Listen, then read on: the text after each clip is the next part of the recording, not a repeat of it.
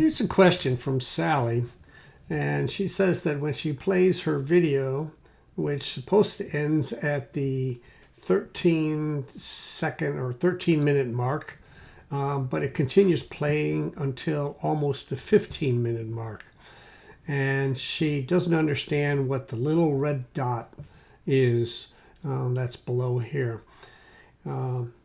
So let's solve this little mystery for her. It's really not that difficult, but we could have a little fun with it.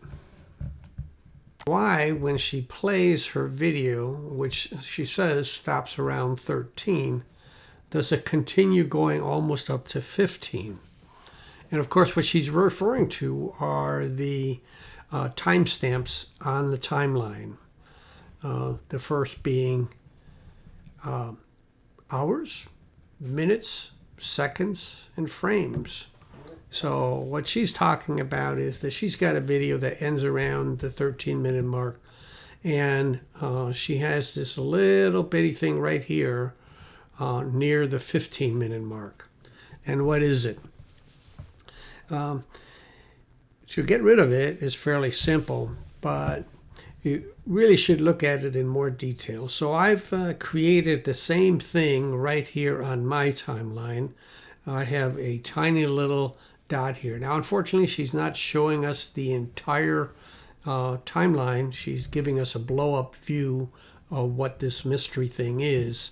So we just sort of have to guess at what's there.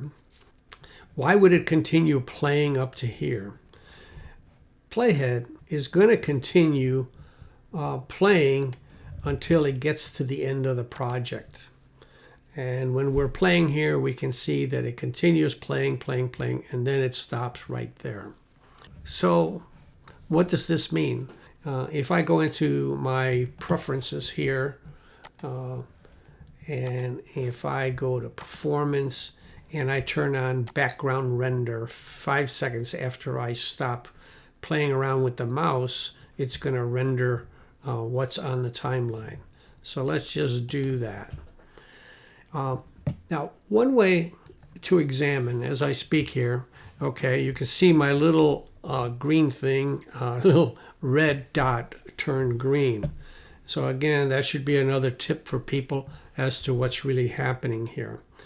The reason, of course, it plays is it's going to play until it reaches the end of the project. So it sees this is the end of the project.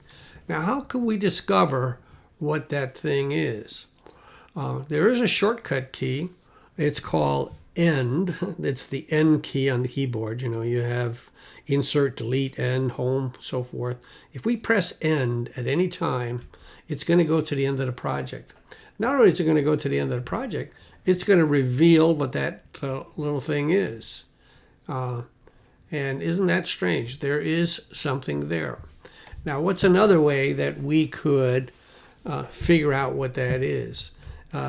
We could zoom in on the timeline, and it's always, if you're going to zoom in on the timeline, move the playhead to where you want to zoom into and place that kind of in the center. And then you can stretch up here, or you can stretch down here, and we'll just stretch from down here, and it's going to expand on the center of where the playhead is. Well, of course, we could just do this. And if we stretch it out to its maximum, what we're going to see is one frame. One frame. Now, how would one frame, and as you can see, there doesn't appear to be a frame on my picture there, but I think I just gave it away. And that's, unfortunately, is the one thing we don't see in Sally's little post, is we don't see the timelines here. If we'd seen all the tracks that are down below, we would have known right away, yeah, there's her thing. But let's pretend like we don't even know that. We don't know how to zoom in or whatever. There's a way to collect this. All she has to do is delete it. But maybe we should explain first how it got there.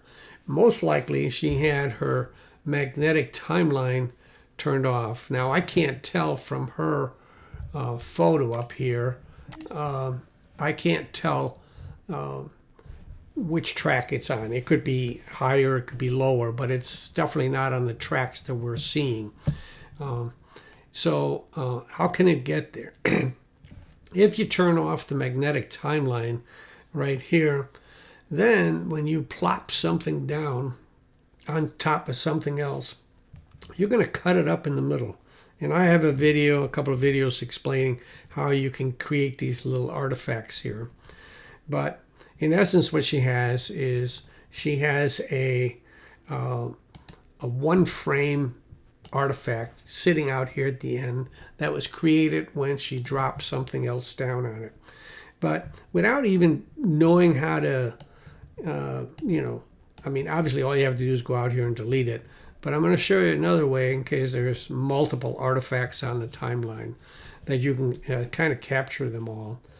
You can change the function of the cursor, the little arrow here moving around.